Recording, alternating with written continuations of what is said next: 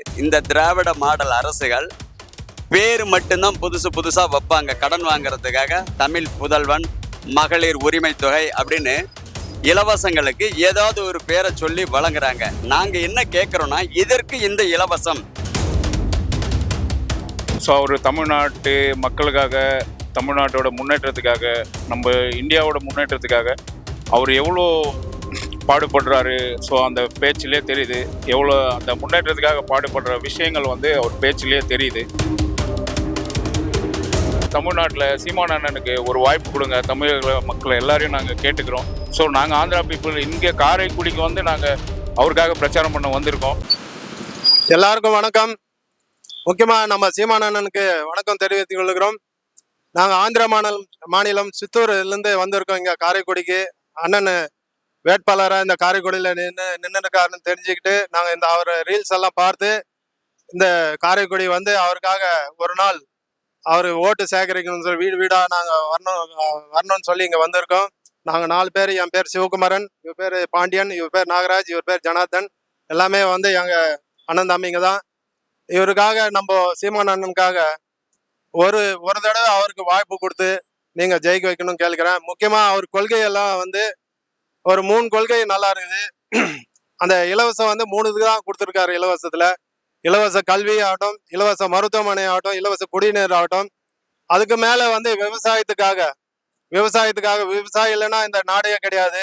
விவசாயத்துக்காக ரொம்ப அவர் சிறப்பாக அறிவிச்சிருக்காரு. விவசாயத்தை அரசு வேலையாக அவர் அறிவிச்சிருக்காரு. விவசாயத்துக்கு அரசு சம்பளமாக கொடுக்கணும்னு சொல்லி அறிவிச்சிருக்காரு. 60 வயசு மேலே இருக்க விவசாயிக்கெல்லாம் பென்ஷன் கொடுக்கணும்னு அறிவிச்சிருக்காரு. இது நம்ம பாரத தேசத்துல எந்த மாநிலத்தில் இந்த மாதிரி ஒரு சிறப்பான ஒரு ஸ்கீம்ஸ் எங்கேயுமே இல்லை.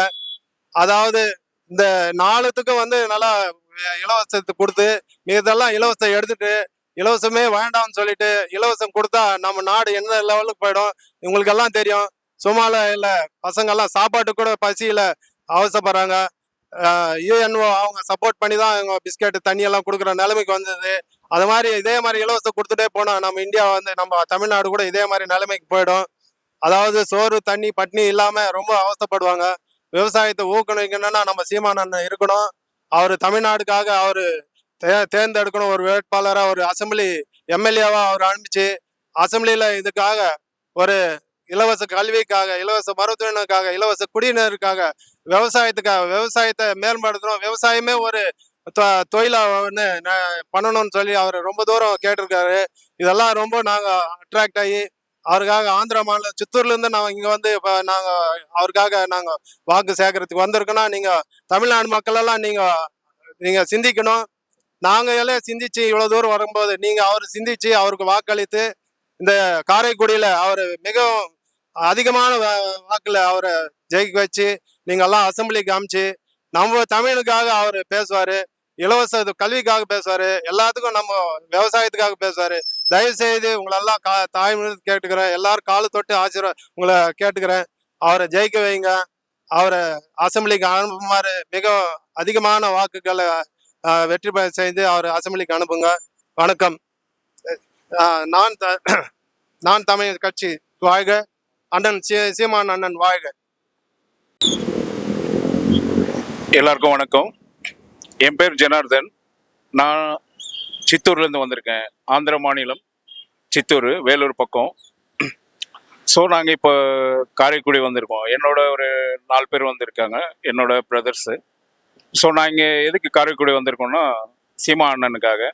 சீமா அண்ணன் காரைக்குடி தொகுதியில் எம்எல்ஏவாக வேட்பாளராக இங்கே போட்டிடுறாரு. ஸோ அவருக்கு சப்போர்ட் பண்ண நாங்கள் காரைக்குடி வந்திருக்கேன். ஸோ நான் எதுக்கு சீமா அண்ணனுக்கு சப்போர்ட் பண்ணுறேன்னா, அவர் கொள்கைகள் எங்களுக்கு ரொம்ப பிடிச்சிருக்கு. நாங்கள் இன்ஸ்டா அண்ட் யூடியூப் அவரோட பிரச்சாரம்லாம் நான் நல்லா பார்க்குறேன். பல வருஷமாக அவரை பார்த்துட்டு இருக்கேன். ஸோ அவர் மூவிஸ் ஆகட்டும், அவர் பேசுகிற பேச்சுகள் ஆகட்டும், ஸோ அவர் தமிழ்நாட்டு மக்களுக்காக, தமிழ்நாட்டோட முன்னேற்றத்துக்காக, நம்ம இந்தியாவோட முன்னேற்றத்துக்காக அவர் எவ்வளோ பாடுபடுறாரு. ஸோ அந்த பேச்சிலே தெரியுது, எவ்வளோ அந்த முன்னேற்றத்துக்காக பாடுபடுற விஷயங்கள் அவர் பேச்சிலே தெரியுது. ஸோ அதெல்லாம் எனக்கு ரொம்ப பிடிச்சிது. அவர் ஒரு இன்ஸ்பிரேஷனாகவே எடுத்துக்கிறேன் நான். ஏன்னா ஸோ அவ்வளோ விஷயம் இருக்குது அவர் பேச்சில். ஒரு இப்போ சிம்பிளாக சொல்லணும்னா பார்த்தீங்கன்னா, அவர் இலவச கல்வின்றாரு.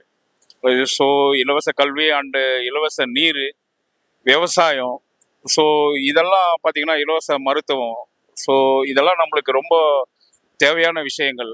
அதை அவர் என்கரேஜ் பண்ணி பேசும்போது தான் நாங்கள் ரொம்ப இன்ஸ்பயர் ஆகிட்டோம் அவரை பார்த்து. நாங்கள் ஸோ நாங்களும் தமிழர்கள் தான், இருந்தாலும் நாங்கள் ஆந்திராவில் இருக்கோம்.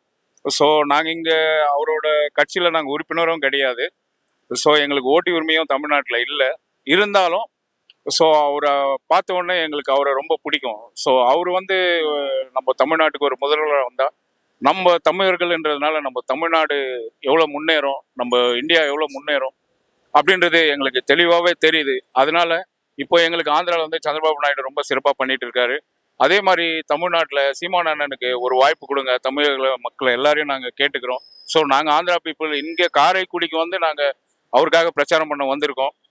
ஸோ இங்கே தமிழ்நாடு மக்கள் எல்லாம் அவரை பற்றி கொஞ்சம் புரிஞ்சுக்கோங்க, அவர் என்ன பேசுகிறாருன்னு கொஞ்சம் யோசித்து அவருக்கு ஒரு வாய்ப்பு கொடுங்க. அவரை எம்எல்ஏ ஆக்கி அசம்பிளிக்கு அனுப்பி பாருங்க, ஒரு வாட்டி வாய்ப்பு கொடுத்து பாருங்க.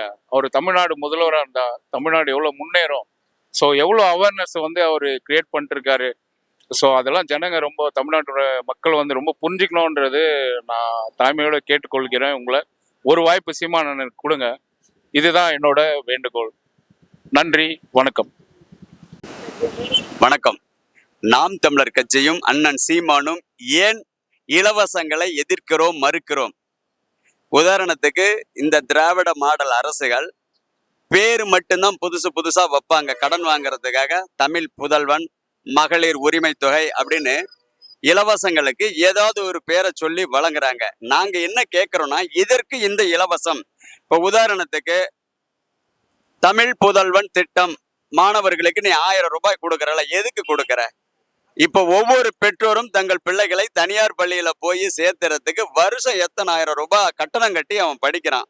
அவன் கல்லூரி முடிச்சு வர்றதுக்கு பல லட்சம் ரூபாய்களை ஒரு குடிமகன் இழக்கிறான். அதுக்காக கஷ்டப்படுறான். இதெல்லாம் தவிர்த்துட்டு அவனுக்கு நீங்க நல்ல கல்வியை கொடுத்துட்டு அந்த கல்விக்கேற்ற வேலையை கொடுத்துட்டா ஒரு நல்ல சம்பளம் வாங்கி அவனுடைய வாழ்வு நல்ல வாழ்வா இருக்கும். அதை விட்டுட்டு எதுக்குமே பலன் இல்லாம வெறும் 1000 ரூபாயை கொடுத்து அவனை ஏன் ஒரு சோம்பேறி ஆக்குறீங்க, ஏன் அவனுக்கு கொடுக்க வேண்டியதை மறுக்கிறீங்க அப்படின்றத எனக்கு கேள்வி. அதே மாதிரி மகளிருக்கு நீங்க மாதம் 1000 ரூபாய், அது எதையாவது ஒரு ஒரு சரியான திட்டம் நம்ம சொல்ல முடியுமா? நீங்க இதுக்குன்னு சொல்லி ஒரு கடன் வாங்குறீங்க, நீங்க இன்னும் கூடுதலா கூட கடன் வாங்குங்க. அந்த மகளிருக்கு மாதம் 1000 ரூபாய் என்று வருஷம் 12,000 ரூபாய் கொடுக்கறத 5 வருஷத்துக்கு 60,000 ரூபாய் கொடுக்கறத நீங்க முதல் மாசமே ஒரு முதலீடா கொடுத்தீங்கன்னா அந்த மகளிர் தற்சார்பு வாழ்க்கை வாழ்வாங்க. அவங்க ஒரு சிறிய தொழில் தொடங்குவாங்க, ஒரு தொழில் முதலீட்டாளர்களா மாறுவாங்க. 5 வருஷம் முடியும் போது ஒரு முதலாளியா மாறி நிற்பாங்க. ஆனா அதை விட்டுட்டு மாசம் 1000 ரூபாய் கொடுத்துட்டு நீங்க போன் ரீசார்ஜ் பண்ணிக்கிங்க, நீங்க பவுடர் மேக்கப் வாங்கிக்கிங்க அப்படின்னு ரொம்ப கிண்டலும் கேலியுமா இந்த திமுக அரசு சொல்றதை நீங்க பார்த்துருக்கலாம். அதனாலதான் நாங்க இதெல்லாம் தவிர்க்கிறோம். அது இலவசமா கொடுக்கறது ஒரு முதலீடா ஆகாது. அதுக்கே நீங்க மொத்தமா கொடு, இன்னும் கூட கடன் வாங்கி மொத்தமா கொடு, ஒரு தொழில் முனைவரை அவங்கள மாத்துங்க, படிச்ச பிள்ளைகளுக்கு வேலையை கொடுங்க. அதை தான் நாங்க கேட்கிறோம். இந்த இலவசங்களால் எந்த ஒரு பிரச்சனையும் தீர்வாகாது. நன்றி, வணக்கம். நாம் தமிழர் கட்சி அண்ணன் சீமான் ஏன் இலவசத்தை எதிர்க்கிறார்கள் என்று சொன்னால், அது மக்களுக்கு நல்லபடியாக இலவசங்கள் போய் சேராது. மக்களுக்கு தேவையான அண்ணன் சொல்ற இலவசம், கல்வி இலவசம், மருத்துவம் இலவசம், தூய குடிநீர் இலவசம், அதுதான் மக்களுக்கு தேவையானது. ஆகையால் மக்கள் நாங்கள் துண்டறிக்கை கொண்டு கொடுக்கும் போதெல்லாம் இலவசம் வேண்டாம் என்று தான் எதிர்க்கிறார்கள்.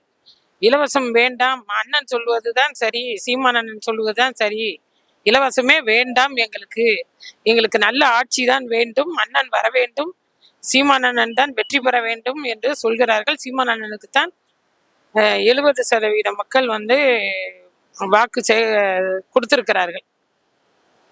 வெற்றி பெறுவார்கள். அண்ணன் உறுதியாக, காரைக்குடியில் அண்ணன் உறுதியாக வெற்றி பெறுவார்கள்.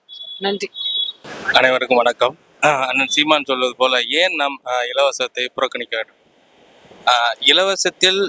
இலவசமாக கொடுக்குற காசை இவங்க எங்கேருந்து எடுக்கிறாங்க அதை பார்க்கணும். அந்த காசை எங்கேருந்து எடுக்கிறாங்க அப்படின்னா, நமக்கு சொத்து வரி, தண்ணி வரி, சாலை வரின்னு ஒரு வரியிலையும் நம்ம விலை ஏற்றிக்கிட்டே இருக்காங்க. பத்திரப்பதிவில் விலை ஏற்றிருக்காங்க, மின்சார அதில் விலையேற்றுறாங்க, போக்குவரத்தில் விலையேற்றுறாங்க. அந்த மாதிரி விலை ஏற்றத்தினால தான் அந்த காசை அவங்க எடுக்கிறாங்க.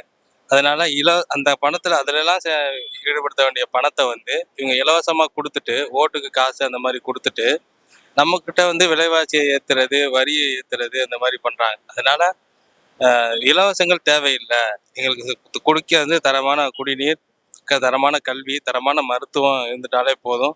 மக்களுக்கு வந்து இலவசங்கள் தேவையே இல்லை என்பதுதான் எங்களுடைய கருத்து. நன்றி. மக்கள் சொல்கிறார்கள், எங்களை வைத்து இலவசம் இலவசம் என்று அனைத்து கட்சிகளும் ஏலம் போட்டு கொண்டு இருக்கிறார்கள் என்று கருதுகிறார்கள் மக்கள். இப்போ எங்களை வச்சு ஏலம் போடுறாங்க, மக்களை வச்சு அப்படின்னு சொல்றாங்க.